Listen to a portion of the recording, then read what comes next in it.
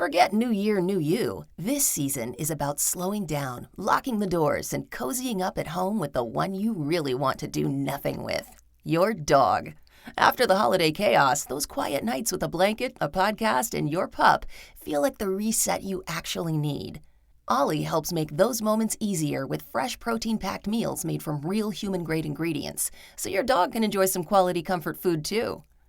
Choose from 5 recipes and get a personalized plan for your dog's needs. Meals arrive perfectly proportioned with a scoop and storage container, so serving is fast and mess-free.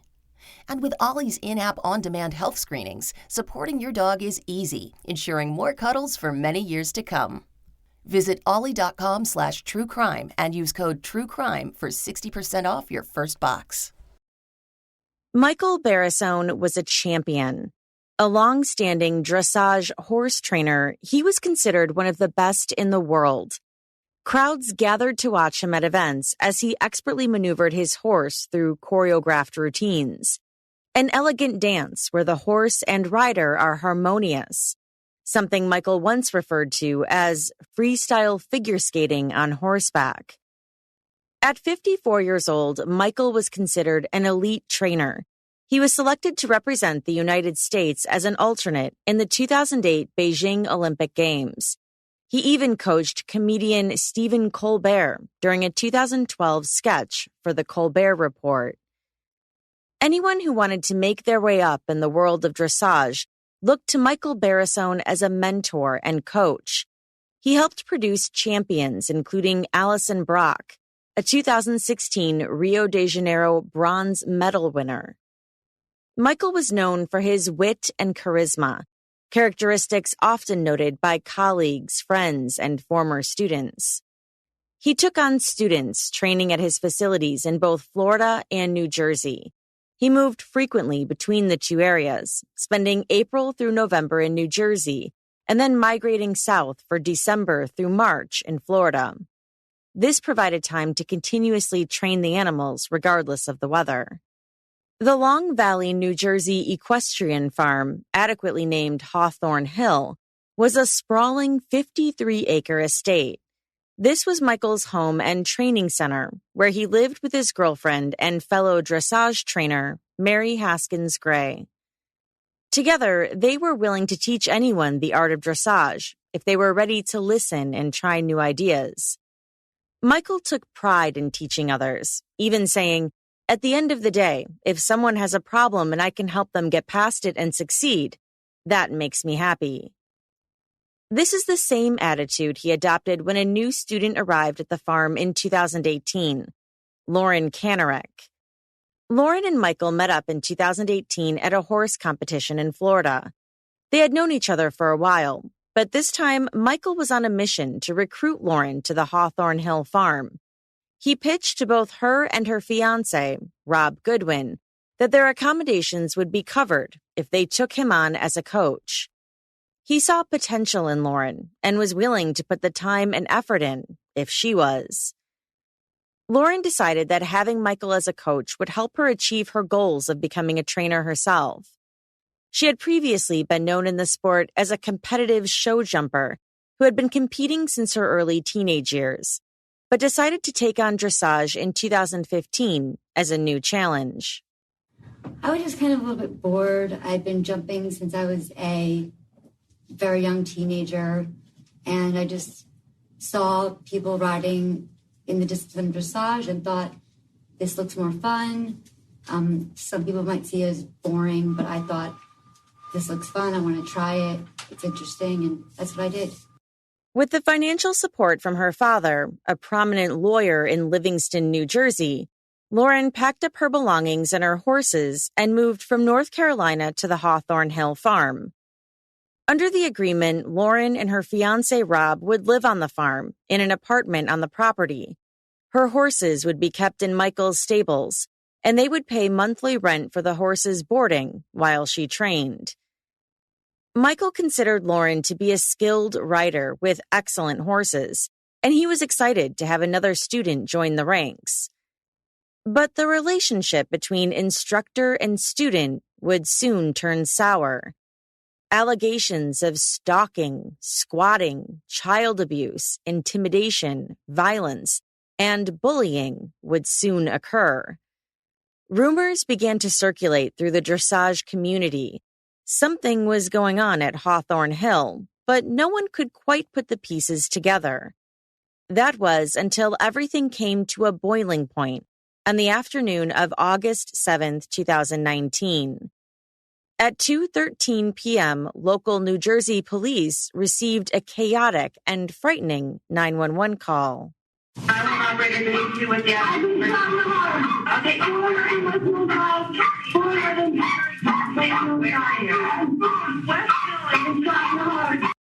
Dogs could be heard incessantly barking in the background as a woman said, "I've been shot." In the 8-minute 911 call, it's unclear exactly what's happening. At one point, a man's voice comes on the line and says that 3 to 4 gunshots have been fired. Then, more of what sounds like a struggle could be heard in the background. And then, silence. This is Jillian, and in partnership with Law and Crime, you are listening to Court Junkie, episode 203.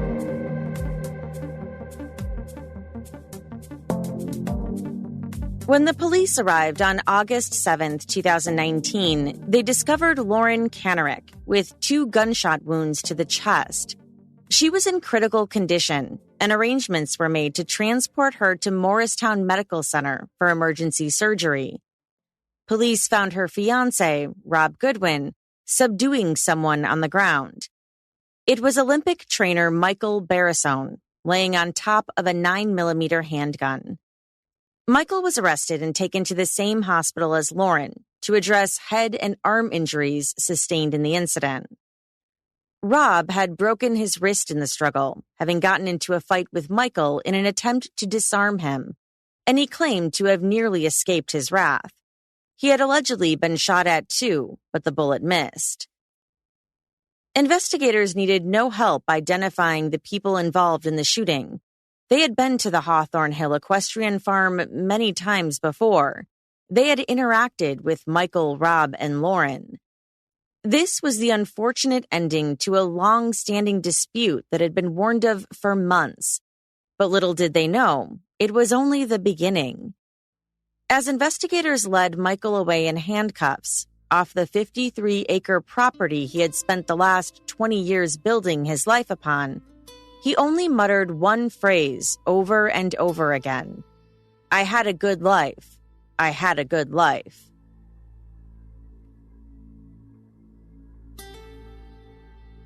As Lauren Kanarick lay in a hospital bed in critical condition, having had both bullets puncture her lungs, Michael Barisone was charged with 2 counts of attempted murder, crimes of the first degree, and 2 counts of possession of a weapon for an unlawful purpose, crimes of the second degree. Rumors began to spread like wildfire in the dressage community. Articles began to circulate on popular news sites like The Chronicle of the Horse and horsesdaily.com.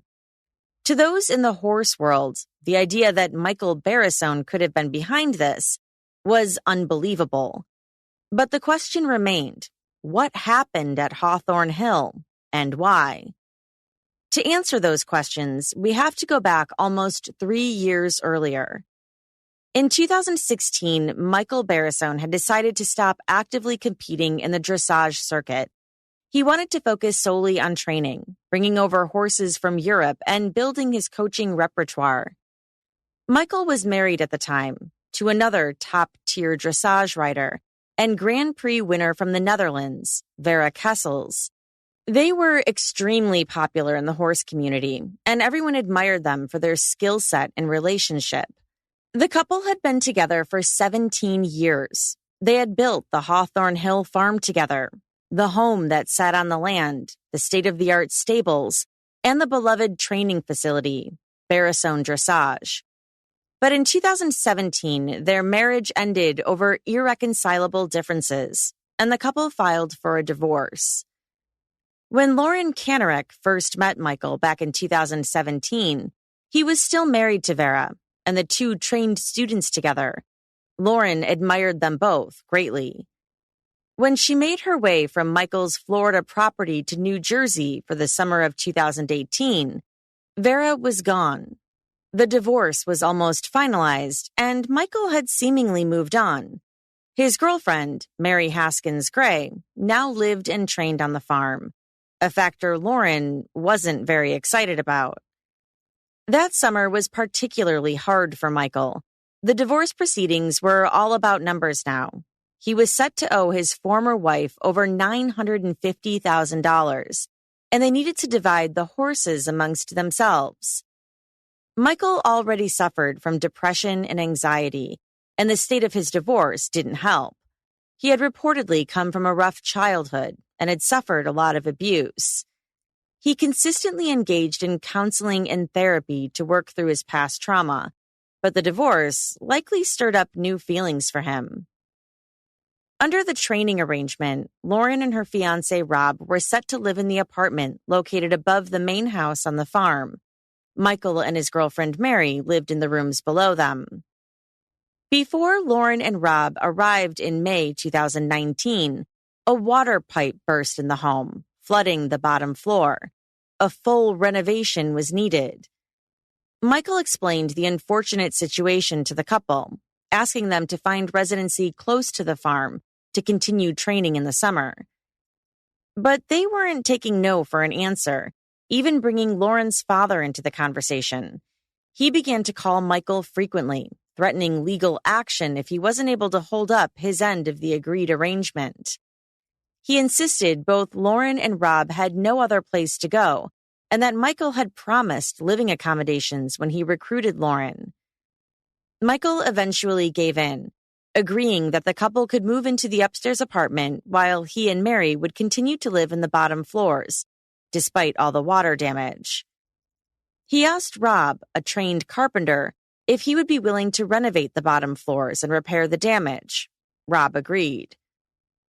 It was extremely common for Michael's students, or even people housing their horses at his facilities, to have accommodations on the farm, including Michael's assistant, Justin Hardin, who originally lived in the apartment now occupied by Lauren. Justin had moved down to the barn area for the summer to make room for the new students. Michael's girlfriend Mary was an accomplished dressage rider herself. Michael and Mary had been longtime friends before becoming romantic partners. Mary trained students on the farm alongside Michael and housed many of her own horses on both of his properties in New Jersey and Florida. Her children from a previous marriage frequently traveled to the farm for vacations and summer holidays. Michael and Mary had the same philosophy for training students. Those who wanted to put the time and effort in would succeed. In court, Mary would later testify that she believed anyone could learn dressage, regardless of skill set. It was all about passion and determination, she said. Lauren and Rob lived rent-free. They paid $2,500 each month for the horses boarded on the facility. Rob, who was unemployed at the time, had no experience in the equestrian world and continued to work as a carpenter around the farm to help pay for other horses that Lauren was boarding in other facilities. Lauren's training started as planned, with Michael as the instructor, but she would later state that their relationship took a nosedive. There was a time where Justin Hardin had sort of become my main trainer in a way. And I was not happy with that because I was paying a lot of money for the training specifically of Michael Barisone. And, not to sound indelicate, but I didn't feel like I was paying all this money to be at the Justin Hardin Academy of Dressage. I was specifically there for a specific trainer. There were other issues as well. He had a drinking problem, which I had brought to Michael's attention. And I guess that's pretty much what had happened. She jumped from coach to coach, reluctantly utilizing Michael's girlfriend Mary as an instructor too. Mary later described her experience with Lauren as really bad. Did you express that to the defendant? Yes. What was his response? I'm not really sure how to answer that other than I wasn't able to deal with it anymore, so I asked him to teach her. According to Lauren, she and Michael at first worked well together. She even credited him with making her a better rider. But eventually, they began not seeing eye to eye, and training became difficult.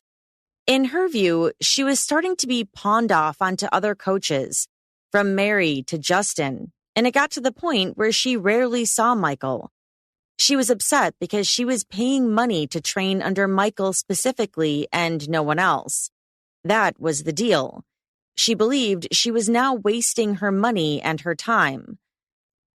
During the trial, she recalled both Michael and Mary treating her differently.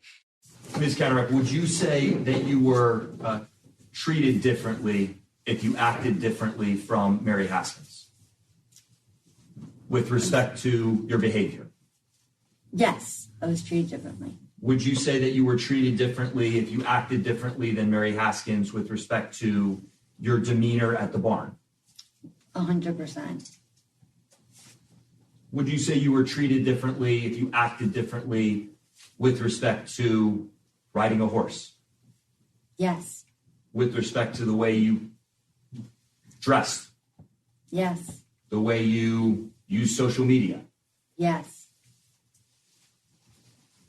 Could I keep going? Yes, I mean, you could. How did that make you feel when you were treated that way in response to the way you were acting? Bad, honestly. I felt I was being treated unfairly, and I didn't really understand why, but that's the way that I felt about it. She told the jury about certain issues she was having with Mary specifically. She was just always condescending, and she was doing strange things like stealing my gloves out of my locker. At least that's what I thought. There was an incident where she put, I had a bridle that I was using for my ride, and before I went to go put the bridle on that horse, I turned around and she took it off my locker, kind of like the handle of my locker, and walked away with it saying, "This isn't hers, she can't use this," and just walked away with it. And there were other minor little things that happened as well. By July of 2019, it was clear that the environment around the stables was toxic. Lauren shared her life on Facebook. Many free minutes were spent updating her status, posting pictures, and playing games. And when the tension with Michael and Mary got to be too much, she began posting cryptic messages, venting her frustrations over a situation she considered out of her hands. Lauren vented about the way she was being treated at the stables, naming Michael, Mary, and the company itself. Mary would later testify that she and Michael would sit and look at the posts together, trying to decipher what was going on and what had gone so terribly wrong. She said the incessant Facebook posts from Lauren left Michael terrified. What effect, what impact did those social media posts have on Michael Barisone? We were terrified of what it was building to and what was coming next. He was absolutely petrified and terrified. She said Michael was absolutely unraveling at this point. Lauren said she was determined to make sure their agreement of receiving some of the best training in the world would be fulfilled. She began recording conversations between Michael and others on the farm as a means of personal protection. She was determined to capture the bullying on tape. She began incorporating quotes from these secret recordings into some of her Facebook posts. In one of them, Lauren wrote that Michael abused and neglected his horses, something Michael's defense attorney would later call a death sentence in the horse community. Michael reportedly became more paranoid, convinced that he was constantly being recorded and even filmed. He expressed his concerns to others on the farm, saying he feared for his and his students' safety and privacy. Michael and Mary hired a bug sweeping company that confirmed several recording devices had been placed at various points in the main house and farm. They hired a private security guard for themselves and other residents on the farm to help them feel safer.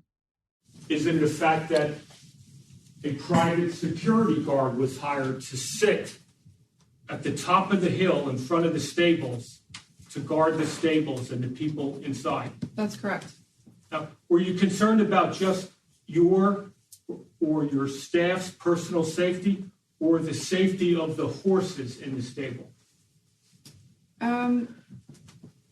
Both. As the two couples' relationships worsened, Michael and Mary moved out of the farmhouse they shared with Lauren and Rob, instead opting to take up residence in the nearby clubhouse. Lauren allegedly began to skip payments for rent, no longer paying for her horses housed in the nearby barn. According to court testimony, Michael and Mary began to get curious about who Lauren Kanarek and Rob Goodwin were and why things seemed to be getting more and more hostile. They obtained a background check on both of them in July 2019. They would later say they were shocked at what they found.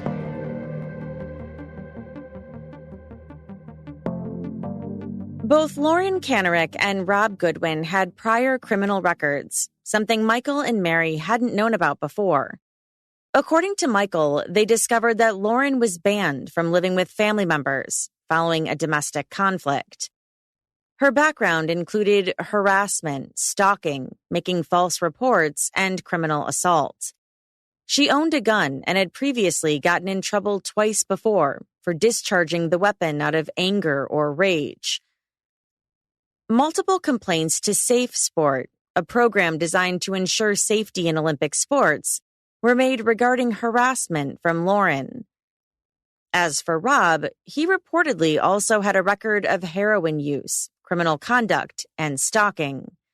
Lauren testified at trial that although she had previously been addicted to drugs as a result of a bad injury sustained in her younger years, they no longer played a factor in her life and were not a struggle for her during the summers she trained with Michael.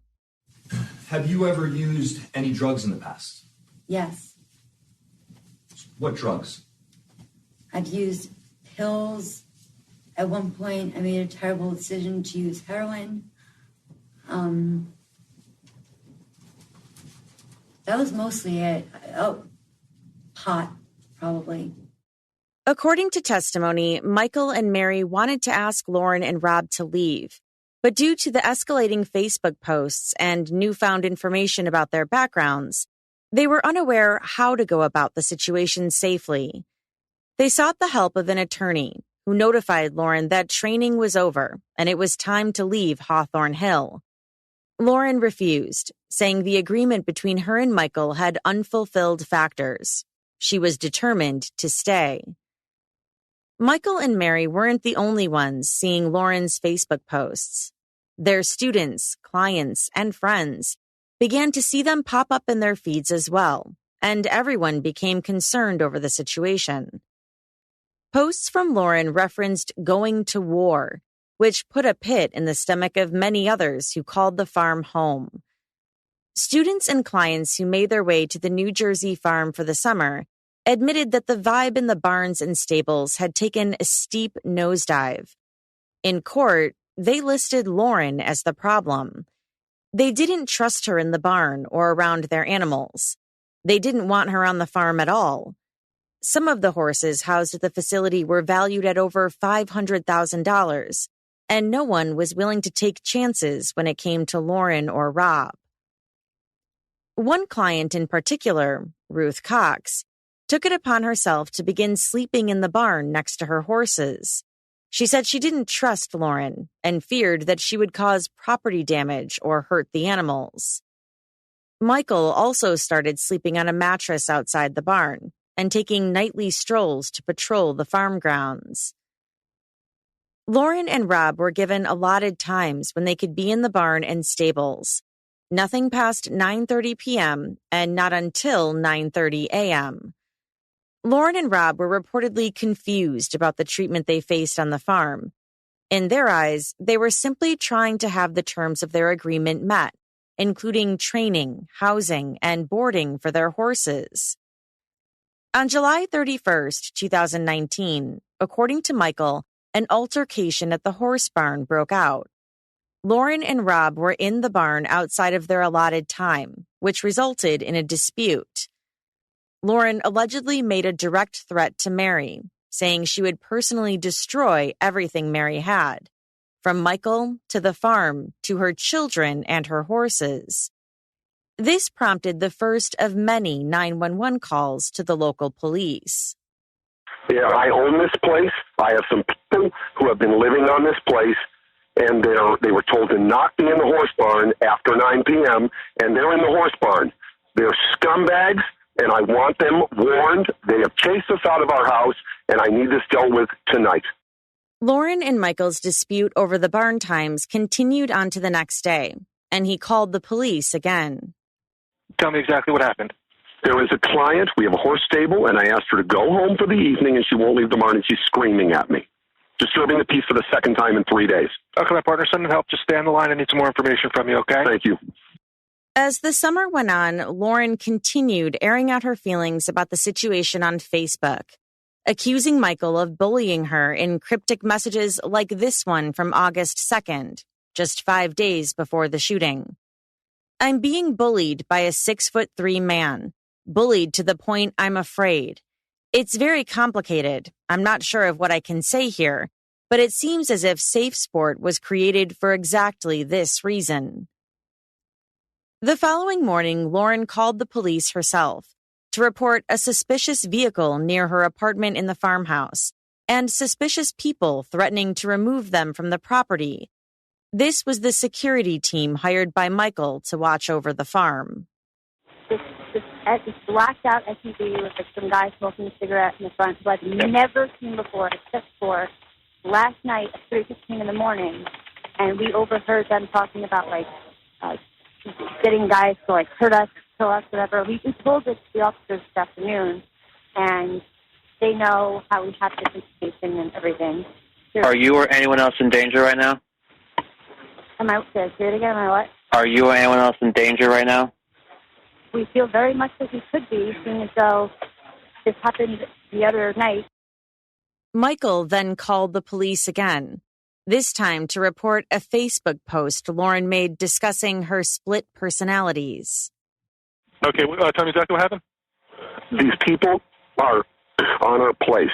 They have been living in our house in one of the apartment units. They are clients here at our horse stable. This situation is getting worse and worse and worse. The police have been here twice in the last 3 days. They're nuts. They're stalking us. They're harassing us. Last night there was a Facebook post, which is what this woman does. She's okay. Anyway, the Facebook post says, "My split personalities are going to take over, and I am not control of what they do. We are in fear for our lives." No, I understand, but what is going on right now? Are they... Nothing. That's why I'm calling you. I talked to a couple of my lawyer. He said, call them right away. Get something going. His voice was distressed. We're under siege, he said. Lauren then made a call to Safe Sport during the first week of August to report Michael for excessive bullying. What was the general basis of the complaint or the reason that you called to make a complaint? There were a few. Mainly it was severe bullying, like torturous bullying. And there was also some stuff in there about body shaming. And that's pretty much it. It was mostly just bullying and scare tactics and things like that, and just a show of, power over someone smaller, basically. On August 5th, a letter demanding she get off the property was delivered to Lauren by email. She ignored it. And then, in the days leading up to the shooting, an anonymous call was made to the New Jersey State Division of Child Protection and Permanency. The caller reported that Michael was abusing Mary's children. A caseworker visited the farm on the morning of August 7th, interviewing Mary about the allegations in Michael's office. At one point during the meeting, Michael barged into the room and asked both Mary and the caseworker to leave. It was at this point that Michael retrieved a 9mm handgun from the safe in his office. This wasn't his own weapon, but belonged to his longtime friend, colleague, and barn manager, Ruth Cox. He made his way up to the main house where Lauren and Rob resided.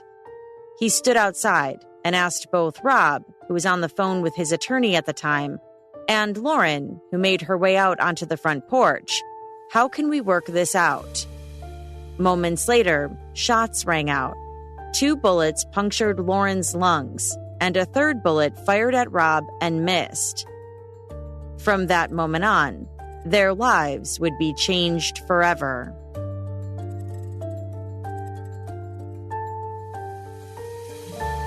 After Michael Barisone was arrested on August 7, 2019, Lauren Kanarik's family released a statement about her condition, saying, "Lauren is still in the hospital recovering from the gunshot wounds inflicted by Michael Barisone. She sustained damage to her chest and lungs, and doctors have performed several medical procedures to enable her to breathe. Her condition remains serious. Right now, the family is focused solely on her recovery."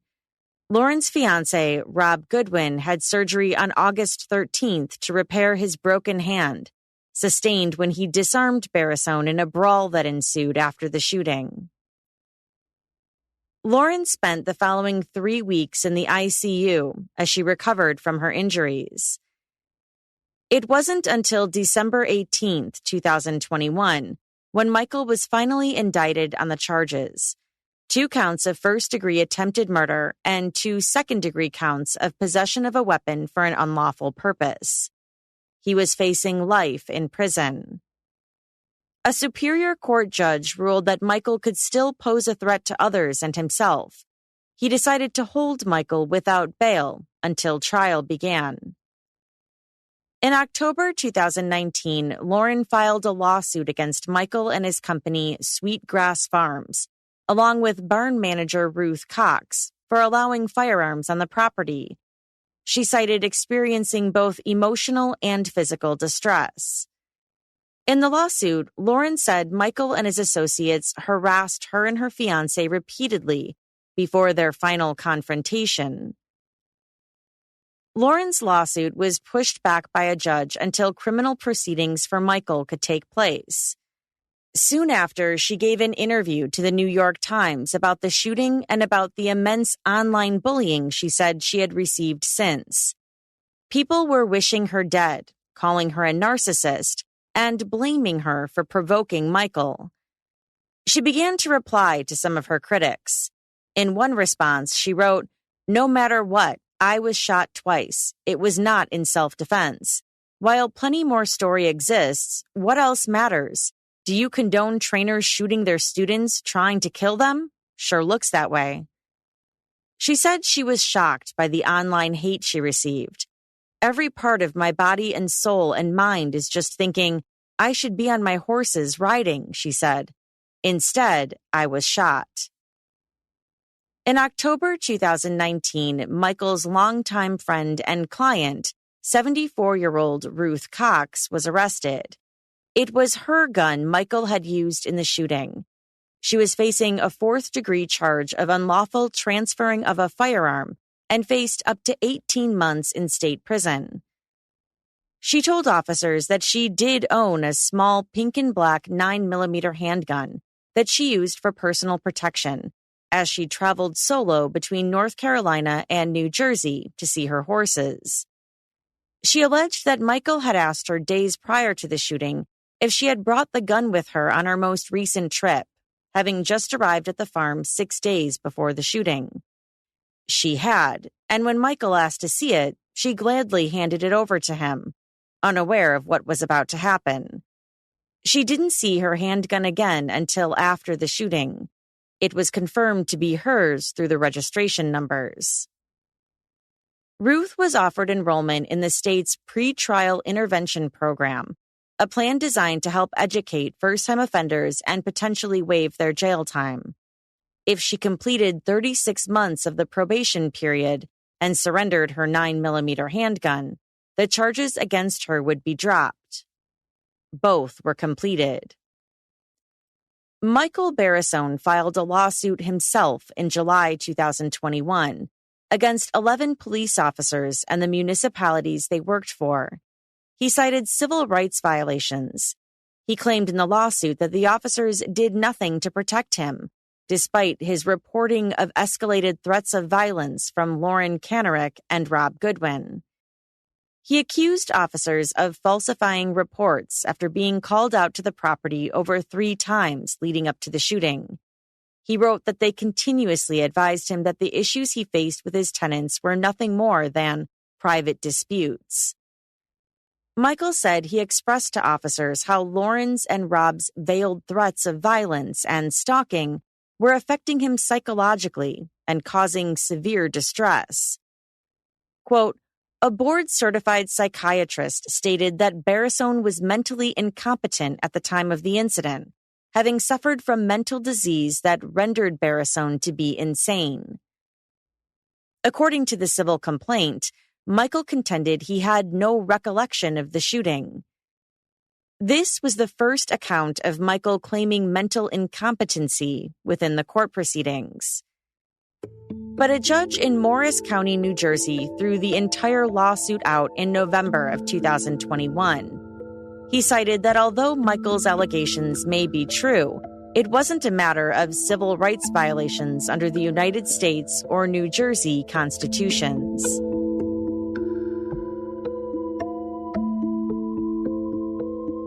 Michael's trial began on March 28, 2022. He was pleading not guilty by reason of insanity. He was much skinnier now, with grown-out hair. He continuously grabbed tissues to wipe his face, his gaze darting around the courtroom, his eyes bulging out.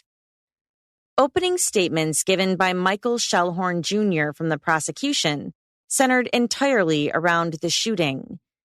He spoke for less than 24 minutes and hinted at jealousy between Mary Haskins Gray and Lauren Kanarek, 2 women wanting to be the best in the same sport. Schellhorn didn't hide the fact that the 2 couples didn't get along and fought almost daily. He told the jury, despite anything they may hear to the contrary, Michael Barisone was the only one on trial in the case. No amount of misbehaving or bad blood would result in someone needing to die. When you go back to deliberate and when you go you're asked to return a verdict, it will not be about Lauren Kanarek. It will not be about Rob Goodwin. It will not be about Mary Haskins. It will not be about any other person except this man. This man, the defendant, is the one on trial. So you may hear things that you don't like about Lauren or Rob or Mary Haskins or any of these other people. But saying nasty things, misbehaving, if you want to call it that, none of that is a justification to get shot. Schellhorn said Michael was no madman. He argued that he knew exactly what he was doing and had become emotional and impulsive. He had his wits about him, and he knew he wanted to kill Lauren and Rob.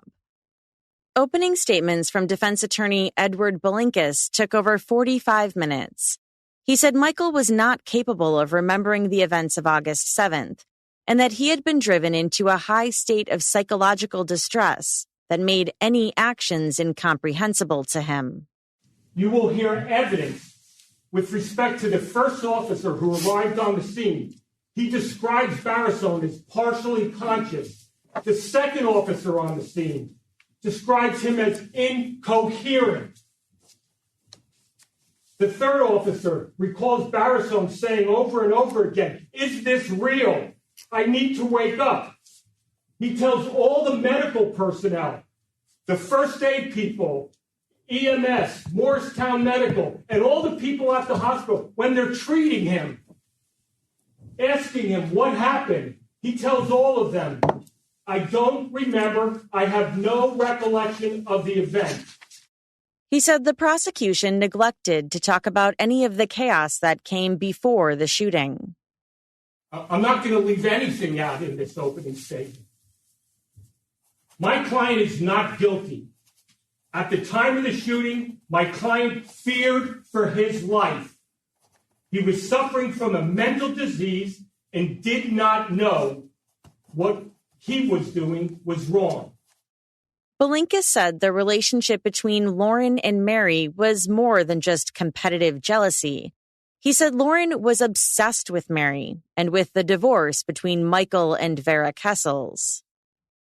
You will see Lauren Cataract's social media posts that will tell the real story, the scary story.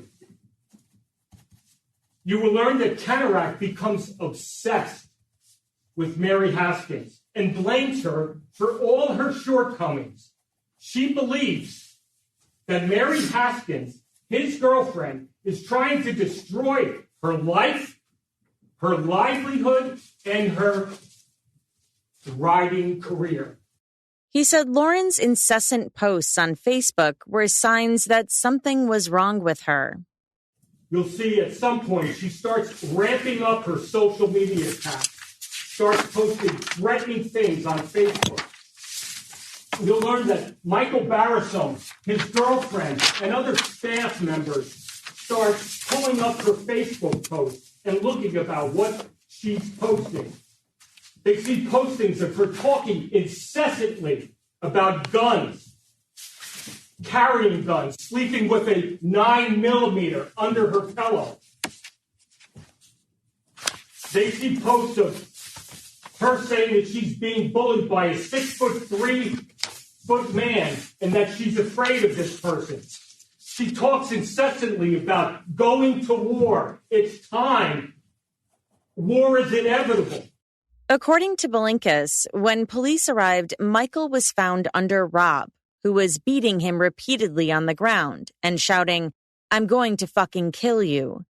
He argued that Michael was a man pushed too far and pleaded with the jury to consider Michael's previous mental health struggles when making their decision.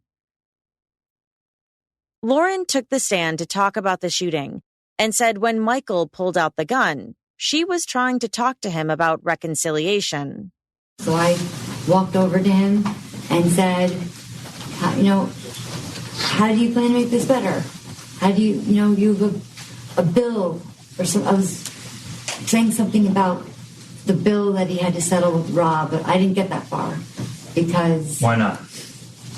The minute I started talking, within the minute I started talking, he pulled out a gun and shot me once, twice, directly in the chest. Was it close to his body or pointed out and held away from his body? It was kind of like, pulled it out, pointed it, boom, boom, just like that. More of the 911 call was played for the jury. In the background, you can hear Rob shouting at Michael, "Don't you fucking move or I will kill you." Mary also took the stand. She and Michael had since broken up. She told the jury that Lauren's behavior became so toxic that she filed complaints to the United States Equestrian Federation against her. She said she and Michael knew they were on their own in dealing with Lauren. She wouldn't leave, so Michael wanted to begin building a case against her to prove once and for all that he was telling the truth, that she was the one harassing him. He told Mary that he could make life for Lauren and Rob very difficult if they continued to refuse to leave the property. Can you read that text message that the defendant sent you on July 30th? Yes. I need every single person who has ever been screwed by Lauren, Rob, and the dad. Farriers, vets, trainers, every single one. I'm going to get her a lifetime ban as a competitor. And are the words "every single person" entirely in capitals? Yes. Did he then go on line 9342, approximately 3 text messages later, to repeat "every single person," all in capitals? Yes. Rob testified that he and Lauren continuously hoped for reconciliation with Michael and Mary. That was the reason they refused to leave the farm. At some point, did you become aware that Michael Barisone wanted you to leave the property, didn't want you to live there anymore? Yeah, I mean, he was making life difficult at the farm for us to want to stay. Is there a reason that you didn't just leave? One, I think there was, prior to that week, I think there was, hopes trying to salvage the relationship. A lot tied up between, Michael and myself, Lauren, like all of us were tied up in some sort of thing. And, ultimately, we would try to work something out.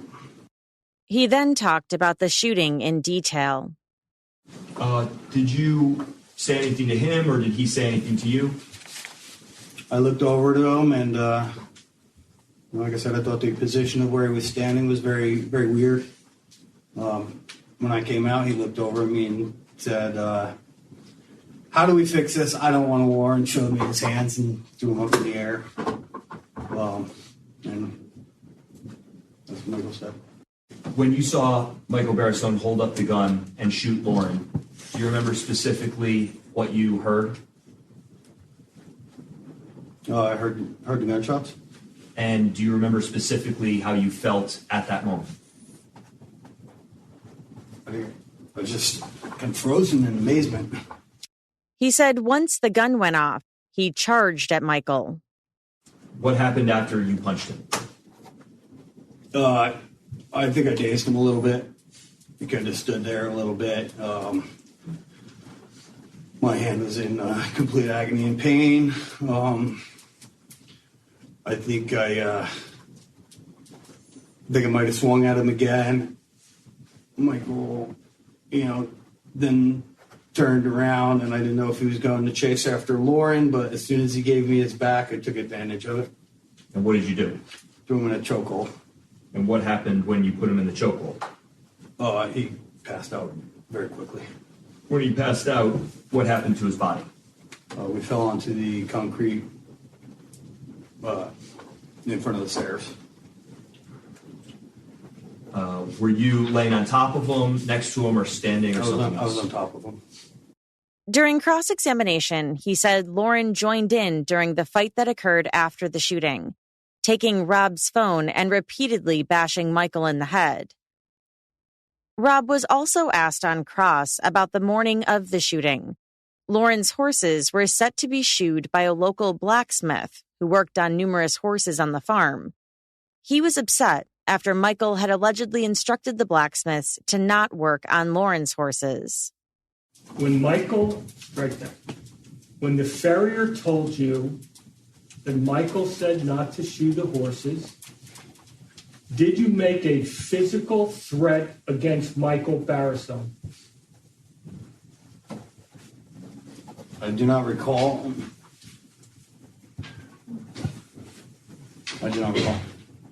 Specifically. Did you communicate this issue and problem to Lauren Canarak on that day? I'm sure I may have spoke about her horses not being shod that day. That's a possibility. When you say it's a possibility, doesn't your text directly address that issue with Lauren Canarak? I see the text. I do not specifically remember the text or sending the text on that day, but I can see it's there. And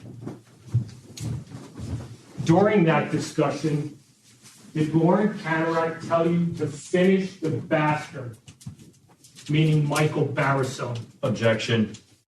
The objection was sustained. Rob testified that they had installed a Blink security camera on the front porch of the farmhouse where the shooting had taken place, but it had been turned off sometime between August 6th and August 7th. You have no idea, according to your testimony, correct me if I'm wrong, that when you turned off this Blink camera, correct? Correct. I stated that I was going through the hallway. Lauren was sitting outside, so the camera was making notification sounds constantly, so I turned it off sometime during that. Ruth Cox, whose gun Michael had used in the shooting, testified that she had only ever interacted with Lauren upwards of 3 times. She said she had no inside knowledge of what happened. She was on a different part of the property when it occurred. She said the horse that she owned and housed there was worth over $200,000 at the time. After hearing about the amount of trouble Michael and Mary were having with Lauren and Rob, she said she was nervous. She feared her private conversations were being recorded or that her animals would be harmed. Justin Hardin, Michael's assistant, testified that although he never heard any direct threat made from Lauren and Rob towards Michael, their behavior on the farm affected others. Lauren rarely showed up to lessons and would try to enter the barn and stable after hours, which he said created a bigger problem with the clients who lived there. He was also aware of the social media posts she made and the effect they had on Michael. What effect did you observe with respect to Michael Barisone with respect to those? They made him extremely paranoid and fearful for the farm and everything on it. Dr. Stephen Simring, a psychiatrist, took the stand for the defense to discuss Michael's mental health. He had spoken with him about the shooting, but concluded that each time they met, Michael was unable to recollect anything past jumping in his truck and heading to the farmhouse. He remembered nothing about the incident itself, and then he talked about the aftermath. So as far as the actual incident, he was never able to give you any specific details each and every time you talked to him? That is correct. He gave me no details, and he gave law enforcement no details. He said that high anxiety or a hematoma Michael sustained during his fight with Rob could have caused his loss of memory. Well, yes, there were many observers, mainly the trained observers from the emergency squad, emergency medical services, and everybody described the same thing. He was oriented to person and place. In other words, he knew he was Michael Barisone, and he knew that he was on his farm. So he knew that. However, every observer commented that he was confused about what had just happened. Every observer who saw him, there must have been a dozen observers on the scene, in the hospital emergency room, in the emergency bay, at the hospital. Everybody commented that he was confused about what actually happened. And actually, to this day, not to this day, but to the last time I saw him in April of 2020, he still did not remember exactly what happened. He testified that Michael was obsessive over Lauren's Facebook posts. He became increasingly panicky. He became obsessed with her posts, preoccupied with her writing, and the more he dug into it, the more panicky he became. Psychologist Dr. Charles Hassan testified that Michael was and continued to be a delusional person.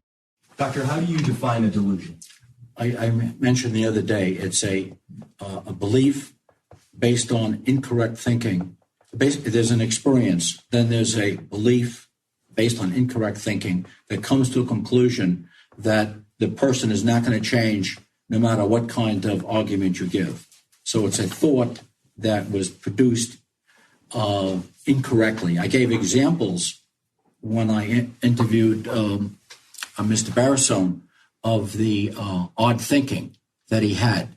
And I thought it was an unusual, finding, but then I see that some other people completely independent of me, but on a much higher level, have observed the same thing with regards to delusions, that it's a cognitive processing difficulty. Someone from University of Hawaii has written extensively on that, but I didn't know that before I observed those behaviors in him. Dr. Hassan testified that Michael spent so much time enveloped in Lauren's Facebook posts that he actively believed she was going to attempt to kill him. He said the way Michael viewed the world was heavily swayed by his thinking processes. A paramedic who was on the scene, Kimberly Held, testified that Michael looked to be in an altered mental state when she arrived. Can you tell me what his mental status was when you were treating him? Upon our assessment, he was altered and confused. In his closing arguments, defense attorney Belinkas said Lauren drove Michael crazy. It was her plan, he said. He went over the 20 witnesses who had testified that the man they once knew, Michael Barisone, was on a steep mental decline because of the tension on his farm. He cited the numerous medical professionals who testified that Michael had a disturbed way of thinking, a delusional disorder. They had a plan to destroy Michael Barisone, he said. Don't let them use you to do the job, to finish the bastard. Find Michael Barisone not guilty. It's the right and just thing to do. Prosecutor Schellhorn told the jury that Michael was acting impulsively, emotionally, and purposefully when he decided to grab Ruth's 9mm handgun and make his way to the farmhouse that August 7th day. He cited the incident with Child Protective Services on the day of the shooting as the tipping point. He's frustrated, furious, you could say. Not frenzied, not frantic, not freaking out, but furious. Maybe seething is a better word. Frustrated, perhaps desperate, emotional. Emotions are not delusions, and he's feeling very emotional at that point in time. In his rage, Schellhorn said that Michael imagined that Lauren Kanarek must have done this. She must have called. She must have reported him for sexual abuse. That's not what happened, but that's what he imagines. And in light of everything that's going on, and for doing that, she has to die. The jury, comprised of 10 men and 2 women, spent the next 18 hours deliberating Michael's fate. On April 14, 2022, they found him not guilty by reason of insanity for the count of first-degree attempted murder and second-degree possession of a weapon. They found him not guilty on the remaining charges. Michael fell into his attorney's arms at the reading of the verdict, crying. He was transferred to a mental health facility for evaluation. There was an initial evaluation date set for May 17, 2022, to discuss his mental state, but that was delayed.